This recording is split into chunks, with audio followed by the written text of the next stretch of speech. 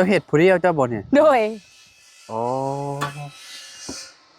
เบิดนี้ได้จักสอบนี่น้อง100ไปแล้ว100ปลายผู้โดยอ๋อมาเข้าไปในไอ้มาครับ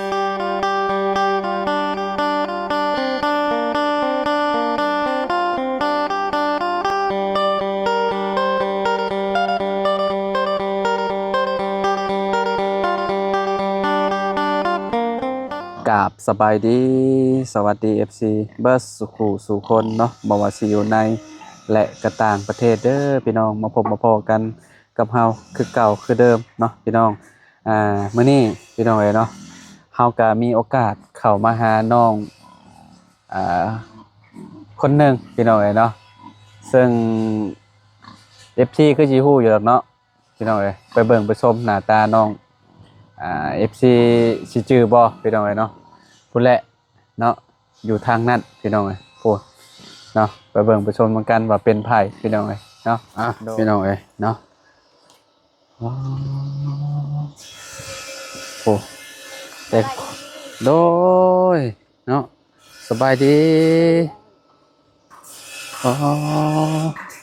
กำลังเลี้ยงกันนี่อยู่เนาะน้องกำลังโคม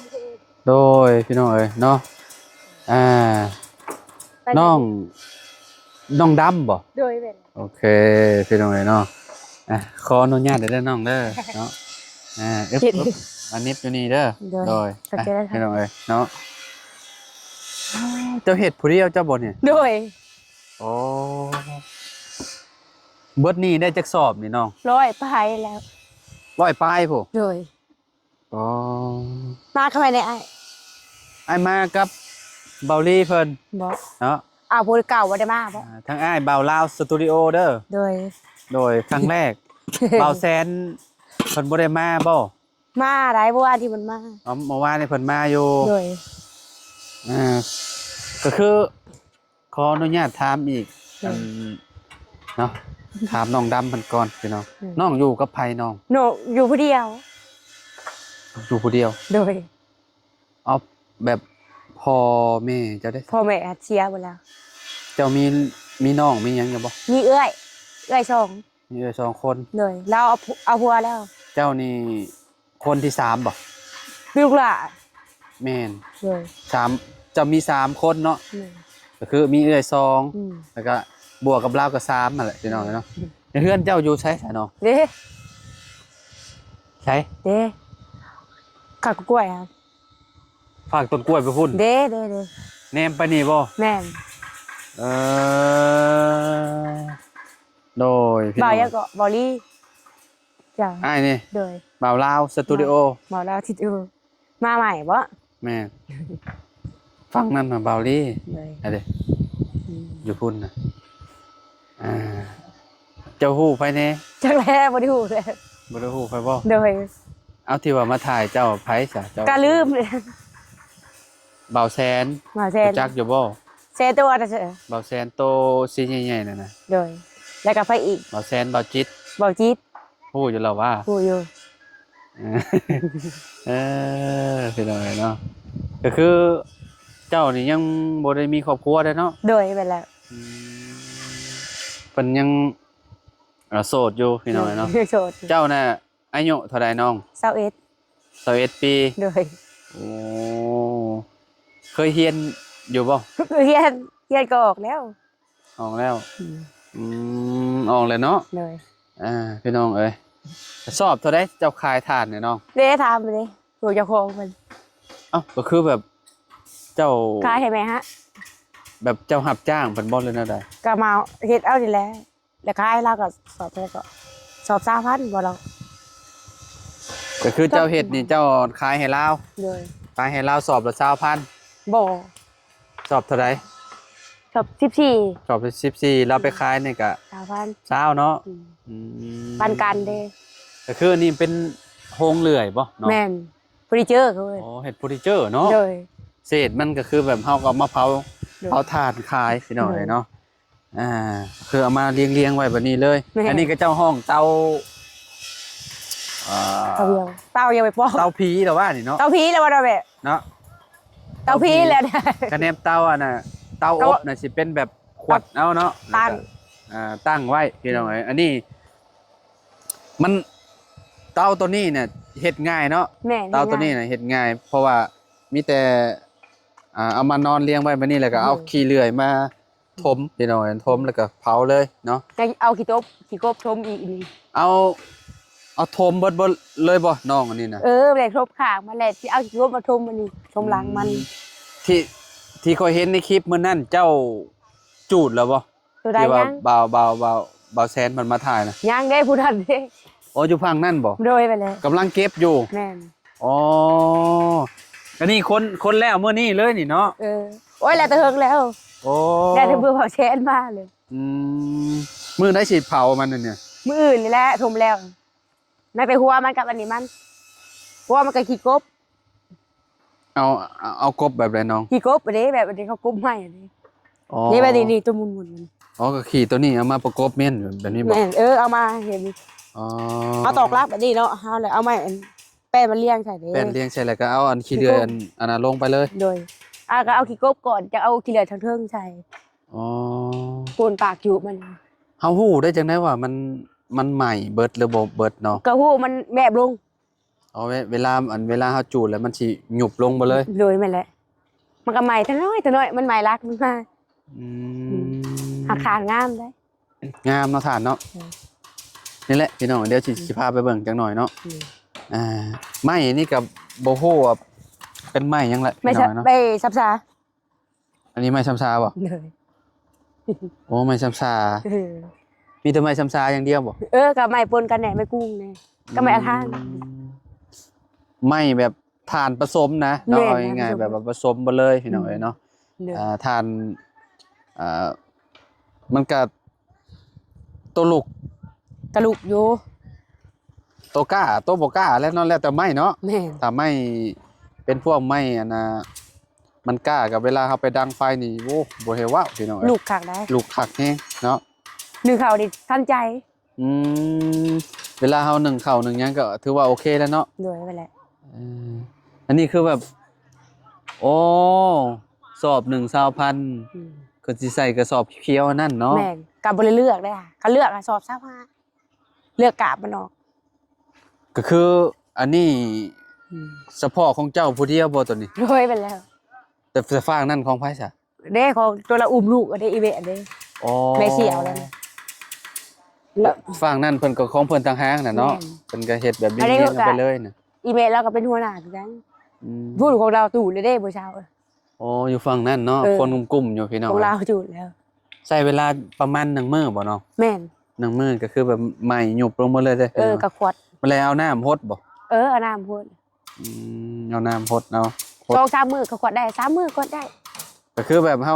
ฮากล้าเบิ่งว่ามันบ่มีควันขึ้นมาแล้วก็คือแบบ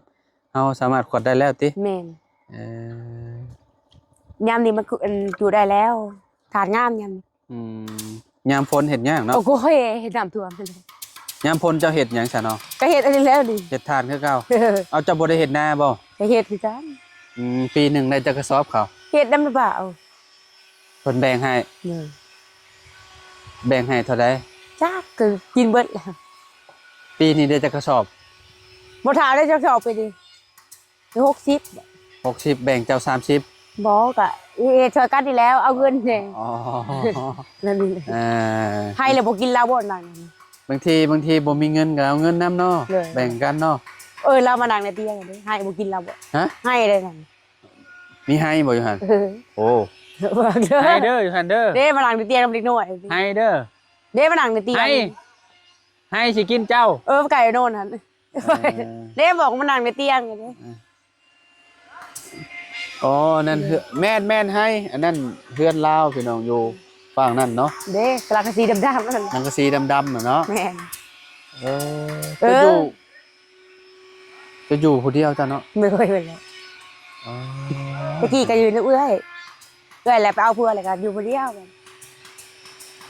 เพิ่นไปเอาอยู่บ้านใด ยุ่มมาละ กันยมราชก็คือพ่อกับแม่นี่ขออนุญาตเด้ออันพ่อกับแม่น้องนี่เสียแต่น้องจักปี เต้งหน่อยสิ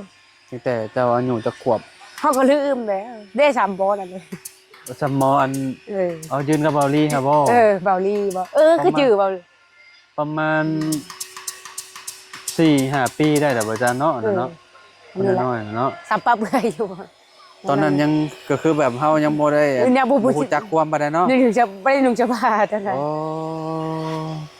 พ่อหาตายแม่หาไปเอาผัวใหม่แล้วไปเลย นี่บ่ได้ฮู้ข่าวๆเลย โดย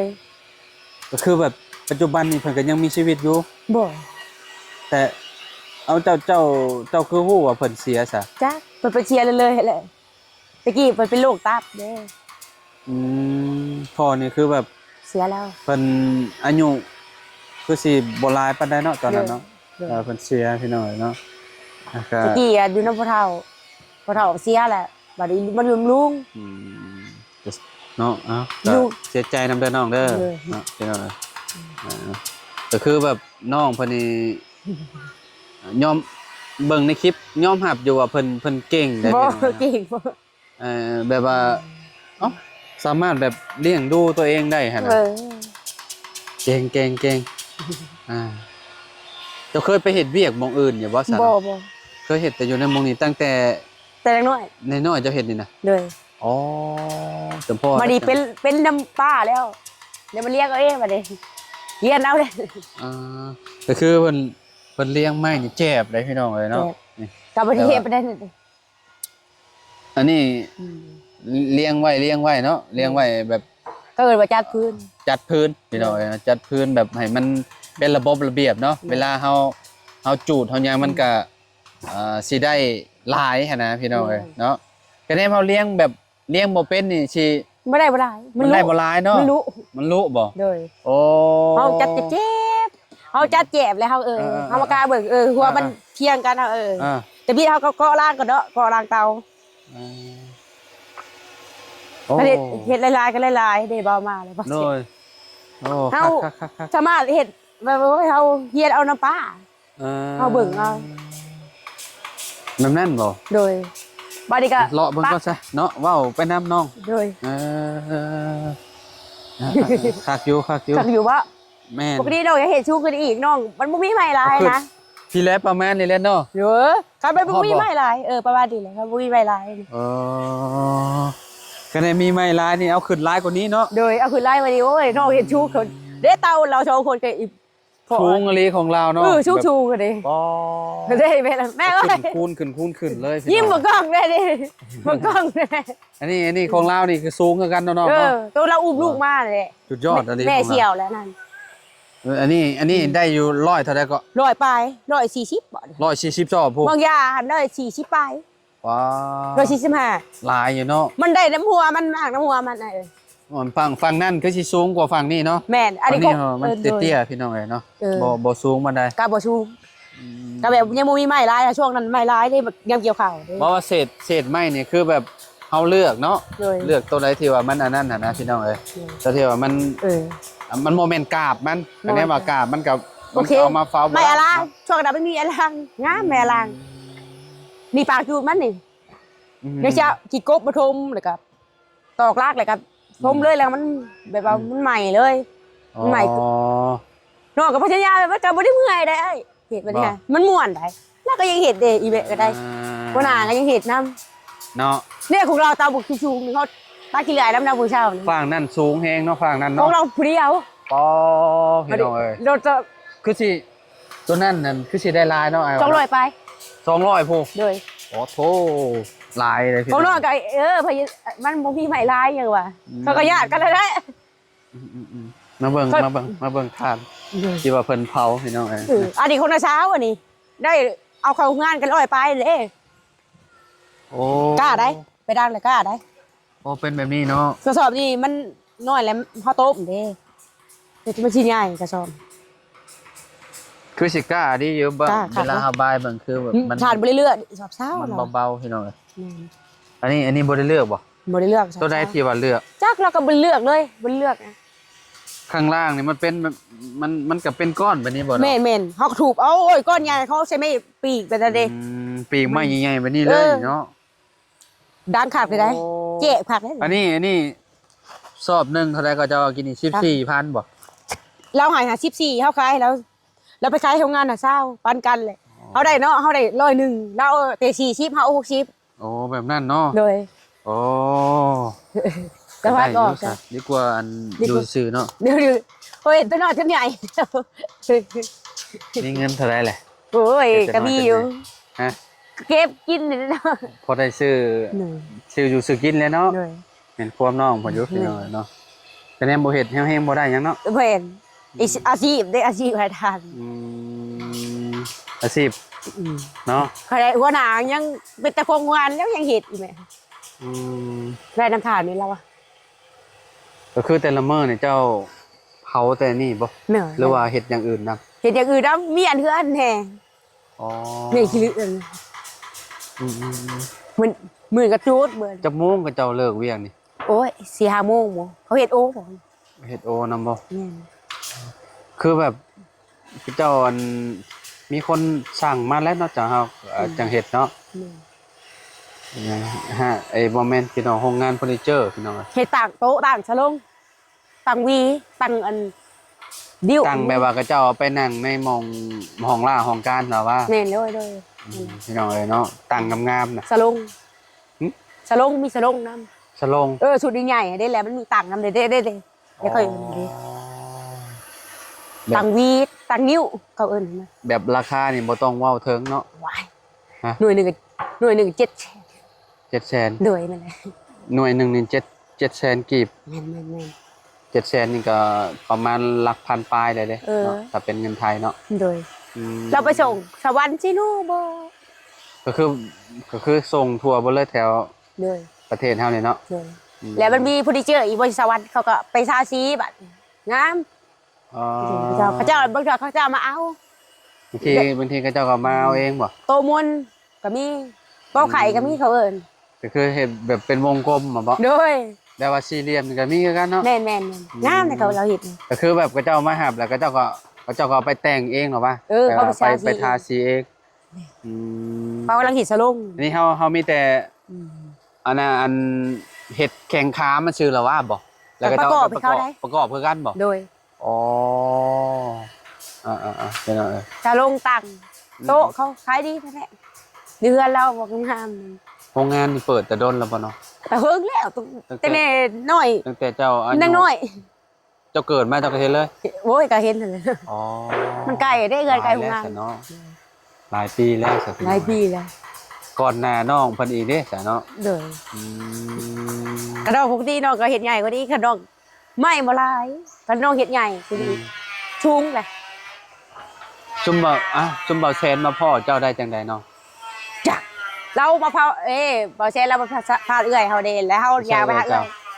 เฮาอยากไปหาเอื้อยแล้วอ้ายตัวนึงอาจิตบอกสบายดีเฮาได้แล้วพาเราบอกว่าพาไปเบิ่งเฮือนแน่เราอ่ะ อ่า พาก็พาไปอยู่ผู้เดียวบ่เราก็ถูกยากกันเนาะเราก็ อ่า ถ้าพาเลยบัด อ๋อเจ้าแรกๆเจ้าบ่ได้อย่างง่ายกล้องบ่เลยนะ ก็บ่อายได้ เอเนาะก็เก่งอยู่สนองเพิ่นกล้าแสดงออกพี่น้องแบบว่าบ่อยากอายหั่นน่ะเนาะ ก็บ่อายปานใด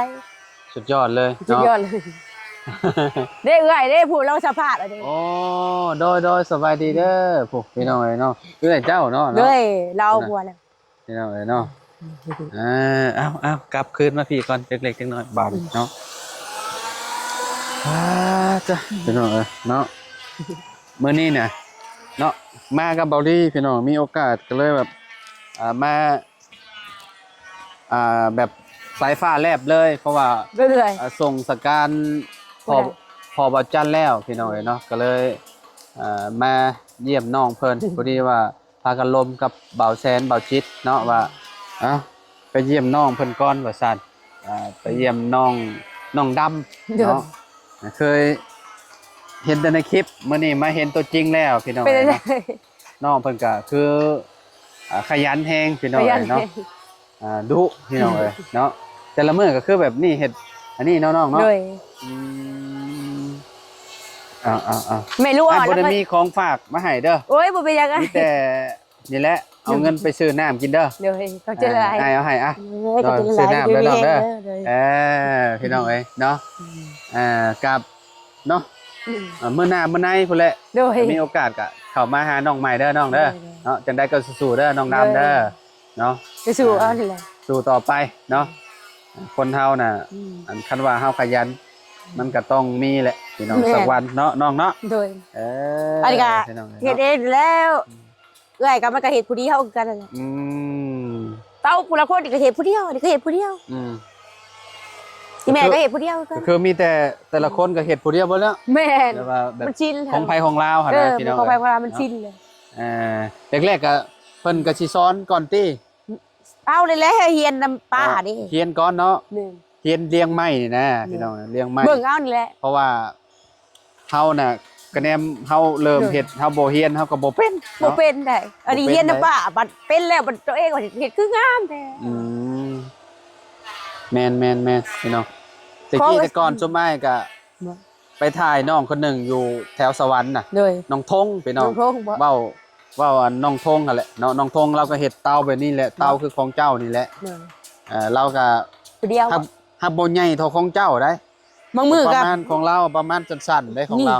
สักประมาณ บางมือก็เพียงบ่าเนาะพี่น้อง อ๋อ ทำนั้นยังบ่ได้กล้วยได้น้องยังได้สูงเนาะ เจ้าคือเก่งแท้ ว้าย อยากได้ลาย เออ อืมเอาฝากนั่นก็เจ้าคนมาแต่ใช้ทำไมอะ เอาเด้ไม่ปีกได้เข้าแท้นั่น เอ เด้ โอเคสพี่น้องเลยเนาะเดี๋ยวมันสิค่ำเนาะเดี๋ยวทางเบาดีเพิ่นจะเข้ามาหาทางน้องอันดำเพิ่นก่อนเนาะชื่อแท้บ่น้องดำ แม่นที่แท้ เอาจะได้กระสู่ต่อไปเด้อน้องดำเด้อ ขอบใจกันค่ะ โดย บ๊ายบาย เอาสบายดีเด้อเนาะขอไม้หน่อยน้องขออนุญาตเด้อ เออ โดย พี่น้องเอ้ยเนาะไปโดยโอ้เก่งหลายสุดยอดเลยเนาะไปพี่น้องโอ้เก่งกว่าเฮาผู้ชายอีกเนาะเอาอยู่ดีมีแฮงพี่น้องเนาะขอบคุณหลายๆเด้อที่ติดตามเด้อพี่น้องไว้พบพ่อกันใหม่เนาะมื้อนี้โอกาสมาหาทางน้องเพิ่นเนาะทางน้องดำพี่น้องเอ้ยเนาะไปสบายดีเด้อพี่น้อง